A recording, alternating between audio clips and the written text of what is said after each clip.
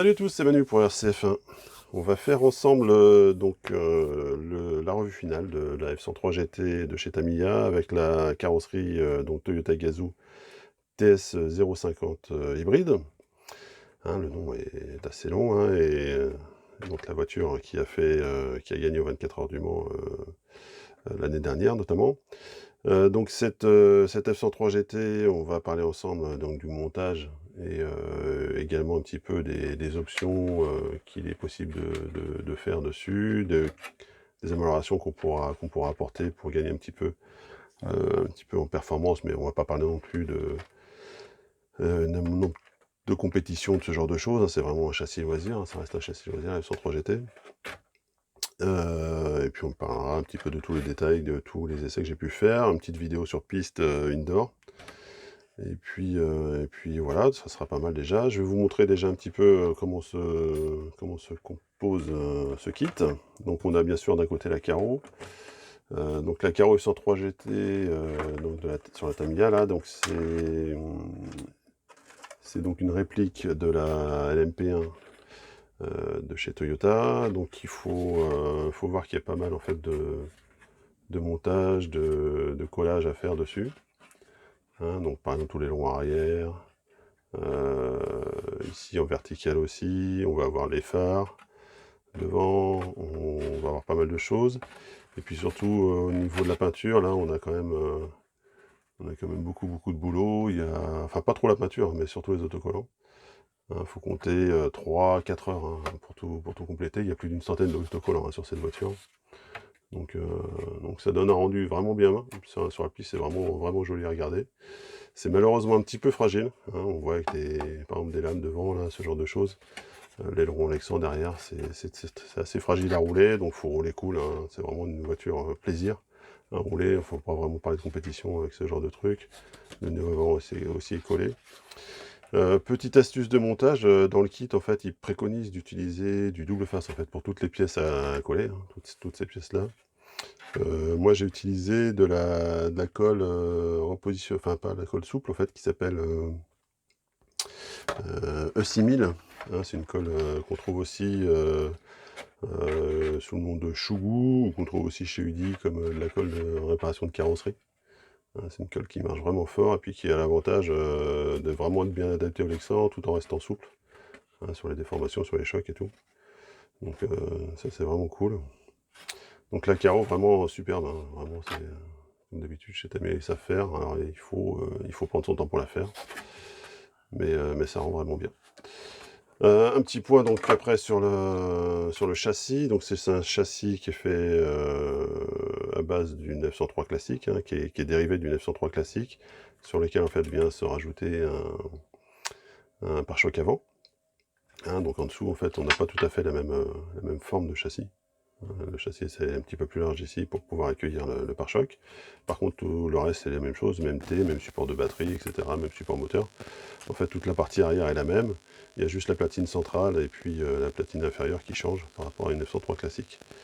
On va retrouver également donc au niveau du montage des roues des hexagones de 12 mm, hein, c'est pas du montage classique comme on peut avoir en F1.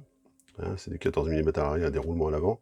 Là, on a vraiment du pneu touring, en fait. Hein. Donc, on a dans le kit des pneus slick qui sont fournis, mais on pourra mettre également hein, tout ce qui roule en touring à dixième. Hein, que ce soit des pneus mousse ou des pneus gomme, ça passera parfaitement sur la F103 GT. Donc, les fusées, le train avant, pas beaucoup de réglages, hein, c'est vraiment basique. Donc on a juste le réglage d'ouverture et du pincement à l'avant. Hein, la chasse et le carrossage sont fixes. Donc comme d'habitude, hein, c'est un montage avec des ressorts en dessous ici, là, en dessous de la fusée. Hop. Ouais, je sais pas si on voit ici, enfin, c'est comme toutes les F1. La fusée est un petit peu plus large, d'accord, donc il n'y a pas trop, c'est pareil pour le réglage de hauteur de caisse. C'est pas évident, hein. Il faut parfois ruser. Là on voit qu'en fait là j'ai mis pas mal de rondelles en dessous la fusée parce que la hauteur de caisse de base est assez élevée, puis on verra qu'avec ces roues là, en fait, qui sont assez hautes, ça nous donne une hauteur de caisse assez impressionnante.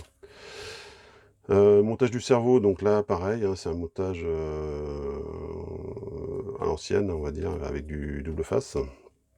Donc il faudra couper comment ça s'appelle, les petites pattes du cerveau pour le monter, ou alors le mettre en peut-être aussi en low profile. Voilà, la tringlerie, elle, c'est vraiment ce qui est plus basique, hein, c'est vraiment de la corde à piano, tordue, montée sur un sauve-cerveau Tamiya. Donc le sauve-cerveau Tamiya, on le connaît, hein, il est hyper souple.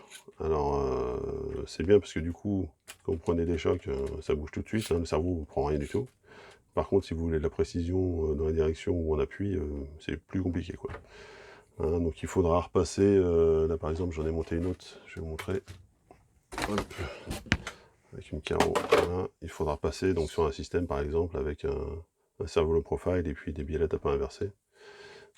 Ça c'est pas mal si vous voulez optionner, ça coûte pas très cher, hein, les biellettes c'est 3-4 balles, deux comment ça s'appelle, deux chapes de chaque côté, et puis voilà, hein, des rotules. Vous en avez pour une petite dizaine d'euros, puis vous avez déjà plusieurs options qui existent. Notamment, par exemple, chez Trois Racines, à l'époque, ils faisaient ce train avant qui est très difficile à trouver maintenant, hein, qui est réglable en carrossage, en carrossage ici et en chasse, hein, mais c'est un peu plus compliqué à trouver. C'est des options qui se trouvent encore, hein, donc faut chercher un petit peu sur eBay, ce genre de choses. Ça peut se trouver. Ensuite, donc le montage de l'électronique, donc de base, le kit est proposé avec un moteur à charbon, un 540 classique, hein, je sais pas si j'en ai, non, je suis monté sur un autre truc. Donc un 540 classique, il n'y a pas de variateur, et bien sûr il n'y a pas de cerveau, il n'y a pas de récepteur. Donc voilà, juste le moteur. Alors le moteur suffit hein, pour emmener la voiture, hein, en indoor notamment, ça suffit largement. En extérieur, c'est un petit peu juste, surtout avec la couronne qu'ils mettent dans le kit. Ça, c'est pas la couronne du kit, hein, c'est une autre couronne. Mais bon, je vous en reparle quand on arrive à la fin. Donc, il faut savoir pareil. Donc, la platine centrale, elle joue bien son office. Cette platine là qui est reliée à l'avant du cerveau, hein, ça permet de rigidifier un petit peu le châssis, donc dans tout ce qui est torsion en fait. Hein, donc, c'est vraiment pas mal. On retrouve le même support de batterie que la F103 classique, hein, ça c'est vraiment exactement la même chose. L'amortisseur central, ici, c'est un amortisseur à friction, en fait, il n'y a pas du tout d'huile ou de graisse dedans, hein, c'est juste un ressort, donc vous le verrez en fait sur la vidéo, la voiture, eh ben, en fait, quand elle prend du grip, elle sautille beaucoup. Hein, c'est pas très bien amorti, hein, ça sautille énormément, que ce soit de l'avant ou de l'arrière. Donc c'est pareil, c'est une option qu'on peut changer, hein, vous l'avez vu sur l'autre F103, là, on a mis un amortisseur je sais même pas, non, ça doit même pas être un Terrev, ça doit être du Racing ou un truc comme ça, et on en retrouve ces amortisseurs de 55 mm, hein, qu'on retrouve dans les GT, dans les DTM et compagnie, donc ça se remplace assez bien. Donc ça c'est vraiment une option qui est intéressante parce que le fait de mettre de la graisse ici dans le dumper, ça délimite quand même, hein, puisque du coup ça marche autant en latéral qu'en longitudinal. Donc si vous voulez avoir une voiture un petit peu homogène, c'est un peu compliqué avec cet amortisseur là. Donc ça c'est pareil, un amortisseur, une paire d'amortisseurs, ça va se trouver à 12-13 euros, hein, de base, ça peut se trouver même à 20. Je crois qu'ils ont un kit, même les amortisseurs plastiques Tamiya 55 mm, je crois qu'on trouve ça à 20, 22, à 22 euros les 4. Donc ça vaut le coup d'investir là-dedans. Les supports de carreaux, donc assez basiques, hein, donc à l'avant comme à l'arrière. Donc ça dépend un peu de la carreau que vous montez, hein. Par exemple sur l'autre j'ai monté une carreau GT, donc on a dans le kit en fait des petits prolongateurs de support comme ça. Bon, ils sont coupés ici mais ils vont assez haut, donc on pourra mettre des carreaux assez hautes, ça là-dessus il n'y a pas de problème. Le support moteur, donc full plastique, hein, c'est un petit peu la portion congrue. Il y a quand même des réglages au niveau de la hauteur de l'axe, avec des excentriques ici, hein, qui sont insérés dedans, dans lesquels sont insérés les roulements de l'axe. Donc l'axe, comme d'habitude, c'est du Tamiya en 6 mm, un axe acier. Donc le support moteur, lui, il n'y a pas beaucoup de réglages, hein, que ce soit ici, là, en avant-arrière, donc il faudra faire attention au ratio qu'on va mettre, un ratio pignon-couronne. La couronne qui est dans le kit est très grande, hein, c'est une couronne en 48 dp, mais qui est très très grande, qui plafonne très très vite, en fait, avec le pignon. Donc là, par exemple, là, je suis descendu sur une couronne qui était beaucoup plus petite. Je crois que c'est une 66 dents, là, que j'ai mis. Est-ce que c'est du... Non, c'est pas du 48 dp, je dis des bêtises. C'est un module Tamiya. Donc ça doit être du 0,6, je sais plus. Je vais pas dire de bêtises. Enfin bref, c'est un module Tamiya, avec les pignons Tamiya. Donc on pourra éventuellement remplacer ça par une couronne en 48 avec l'adaptateur. Il y a un adaptateur qui existe pour les F1, qui est une petite bague en fait qui vient se mettre à la place du roulement. Donc ça peut être la solution si vous voulez réduire le ratio, parce que la couronne d'origine est vraiment très très très très grande. Donc ça va encore à peu près avec le moteur à charbon, hein, qui a une allonge un petit peu plus grande qu'un moteur brushless, qu'un 21.5 brushless. Par contre là avec le 21.5 brushless, ça se traîne, c'est horrible quoi. Donc il faut regarder ça. Donc comme je vous l'ai dit dans le kit, donc c'est l'axe de la F103 GT, donc avec des hexagones de 12 mm, classique. Et puis les réglages par hauteur. On n'a pas besoin bien sûr de l'aileron arrière, mais on a le même support que la F103. Voilà, donc au niveau du montage, pas de difficulté. Par contre au niveau du réglage, bah, comme vous voyez, c'est assez congru, donc il faudra soit l'optionner, soit rouler comme ça, si vous voulez rouler cool. Ce qu'il faut savoir, c'est qu'avec les pneus qui sont dans le kit, je vais regarder un petit peu, je vais vous montrer ça. Donc les pneus en hauteur, en fait, ils font quasiment 70 mm, 70 mm de diamètre, alors que les pneus de GT, en général, c'est 60, 62, 63, quoi. Hein, donc ça va monter quand même beaucoup la garde de sol. Donc par exemple, là, je suis quasiment monté, là, j'ai mis les inserts en haut, et les rotules, les bagues en dessous les fusées. Et là, par exemple, derrière, là, on est quasiment... Je vais vous dire, hop, si je prends le truc... Ouais, on est quasiment à 9 mm derrière, et entre 6 et 7 devant, quoi. Donc c'est une voiture qui sera pas hyper performante, quoi. Donc il faudra voir, suivant les pneus que vous utilisez, si la garde au sol change. Mais sinon ça marche pas mal, hein, déjà avec le kit de base. Avec les pneus, alors les pneus ils marchent, là, ils ont l'avantage de marcher un petit peu sur toutes les surfaces, ils sont assez tendres, donc je pense qu'ils vont s'user quand même pas mal. Hein, ils vont pas faire des milliers de kilomètres non plus. Donc il faudra prévoir aussi peut-être des pneus mousse. Par exemple sur celle-là on avait monté des pneus mousse en 37. Hein, c'est des pneus avant en fait de thermique. Hein. Donc avant-arrière en 37, c'est pas mal. Ça marche pas mal. Autrement, vous avez des pneus de touring que vous trouvez un petit peu partout. Il y a les Uli là, qui viennent de sortir des copies des rails là, qui sont vraiment bien, qui sont assez réalistes. Donc ça, vous pouvez partir là-dessus par exemple, c'est pas mal. L'avantage des Uli, c'est qu'ils marchent partout, hein, que ce soit moquette ou asphalte, ça marche très bien. Voilà, donc je vais vous laisser jeter un petit coup d'œil là sur la vidéo sur piste. Alors on voit que la voiture sautille un petit peu, mais on en reparle un petit peu après la vidéo. Je vous laisse regarder ça.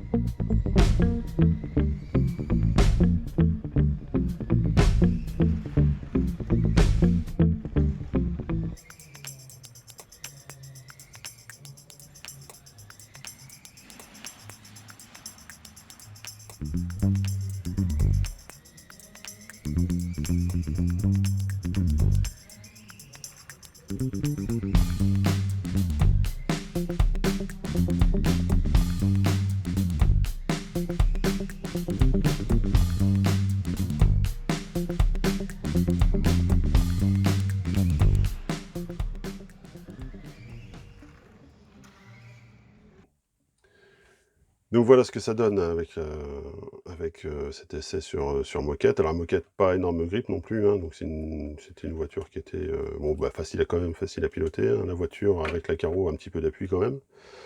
Mais malgré tout, elle est assez lourde et puis la carreau, elle est assez haute, hein, par rapport au centre de gravité, hein, puisqu'il y a beaucoup de pièces qui sont hautes là, notamment tout ce qui est aileron, cabine, tout ça, donc ça fait un petit peu de roulis quand même.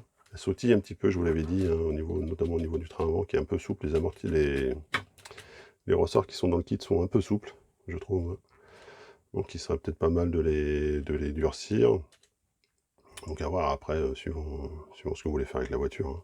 C'est toujours pareil, si c'est juste pour rouler en loisir, comme ça, tranquillou, ça peut être pas mal. Si vous voulez rouler sur piste un petit peu plus propre, bah, il faut descendre un petit peu la garde au sol. Et puis durcir un petit peu ça, changer l'amortisseur central, comme je vous l'ai dit tout à l'heure. Et puis moi je pense aussi les sauve-cerveau et biellettes devant. Donc il y a un petit investissement à faire, mais qui est vraiment raisonnable, enfin contenu on va dire, pour avoir une voiture qui reste malgré tout assez performante, hein. C'est une voiture qui roule pas mal, l'F103 GT, et puis c'est une voiture qui est incassable quoi. L'F103 GT, ça tourne, ouais je sais pas combien j'en ai vu, 4-5, un truc comme ça. De tête, hein, j'ai pas souvenir d'avoir cassé quoi que ce soit sur une F103 GT, hein. Même les fusées, les triangles et tout, pour les péter, il faut vraiment y aller comme un ours, quoi. Donc c'est vraiment super costaud, quoi. Donc ce qu'il faudra avoir, comme je vous l'ai dit, c'est l'usure des pneus, hein, sur la durée. Donc ça, il faudra faire attention à ça, sinon le reste. Et puis bien sûr l'entretien du diff, qu'il faut faire régulièrement, pareil sur la plaque ici. Donc pareil sur la plaque ici, dans le kit, il n'y a rien, hein, pour graisser la plaque. Quoi, je dis peut-être une bêtise. Si, il doit y avoir la graisse du diff. Donc on va pouvoir mettre la graisse du diff dedans, hein, entre les deux petites coupoles, là. Donc ça va marcher. Sinon, chez Tamiya, ils ont toute une gamme de graisses qui exprès pour ces plaques de friction qui vont de médium, de soft à hard, soft, médium et hard. Hein, donc vous avez comme ça des possibilités de réglage aussi sur cette plaque. Voilà, donc c'est vraiment un châssis qui est vraiment très versatile, qui peut vraiment être utilisé en GT, en LM, quasiment en F1, puisque c'est vraiment un dérivé de la F103 classique, hein. Il y a quasiment, vous voyez, il y a pas... Ça, c'est un châssis de F103 classique que j'ai transformé en GT. Hein, donc un petit peu plus étroit au milieu, mais c'est vraiment la même chose. C'est les mêmes empattements, tout pareil. Donc on peut en faire pas mal de choses. C'est un peu dommage d'ailleurs que... moi je trouve que c'est un super châssis d'entrée de gamme, enfin pour rouler sur piste, hein. C'est vrai que pour du parking, des trucs comme ça, c'est peut-être un peu bas à rouler. Comment ça s'appelle? Il faudrait monter quasiment 1 cm de garde au sol, hein, pour rouler sur du parking. Donc ça c'est faisable, hein, après avec les réglages, hein, de boîte. Mais je conseille plutôt de rouler ça sur circuit, hein. Ce serait quand même vraiment là qu'on pourra l'exploiter au mieux. Voilà, c'est à peu près tout ce qu'on peut dire, donc c'est sur cette F103 GT. Moi, ouais, ce que je disais, c'est dommage qu'on en ait pas plus dans des clubs, quoi. Ça serait vraiment une super... Enfin, moi, je trouve que c'est vraiment une formule vraiment intéressante pour l'entrée de gamme. Hein, on colle un petit 21,5 dessus, ou même un 17,5, hein, si on veut aller un petit peu plus vite, mais vraiment le 21,5 avec le bon ratio, on est largement tranquille. Ça envoie relativement fort. Et puis, je vous l'ai dit, niveau casse, c'est 0 € quasiment. Il y a quasiment plein de pièces à prendre. C'est bluffant comment c'est costaud. Pareil, niveau batterie, petite batterie, là j'ai mis des petites mousses pour monter un shorty dedans. Hein, donc on peut mettre du shorty, du pack en long, donc comme vous voulez. Là par exemple en équipement électronique, là j'ai un TS50 là, de chez SkyRC, avec un moteur Hirosaka qui a, je sais pas, qui a 5 ans, un truc comme ça, 4-5 ans. Donc l'électronique, du TS50, je crois qu'on trouve ça maintenant en France à entre 40 et 50 €, je crois, un truc comme ça, dans ces eaux-là. Si on cherche un peu sur le net, on doit pouvoir même trouver à moins cher que ça. Le moteur, c'est pareil, on prend un 21,5 ou un 17,5 moyenne gamme, on peut trouver ça pareil dans les 40-45 €. Donc ça fait, avec le prix du kit, le kit je crois il se trouve autour de 160-170 €, ça fait une voiture complète prête à rouler à moins de 300 €, quoi. Avec l'électronique et tout, hein, Bah ouais, quasiment 250 €, donc c'est vraiment top, quoi. Donc ça fait vraiment une formule intéressante pour les gens qui veulent s'initier à la Formule, bah, pas tout à fait la Formule 1, mais au moins, aux voitures de piste et puis pourquoi pas, mordre un petit peu dedans après avec de la F1, c'est pas mal. Voilà, donc on va s'arrêter là pour cet essai. Comme d'habitude, je vous invite à vous abonner à la chaîne YouTube, aller faire un petit tour sur notre forum, hein, comme d'habitude, rcf1.fr, la page Facebook aussi. Il y a un groupe de discussion sur Facebook également. Hein, si vous n'êtes pas trop forum, mais si vous êtes plutôt réseaux sociaux, n'hésitez pas à y aller. Et puis moi, je vous dis à bientôt pour une prochaine vidéo sur RCF1. Allez, salut!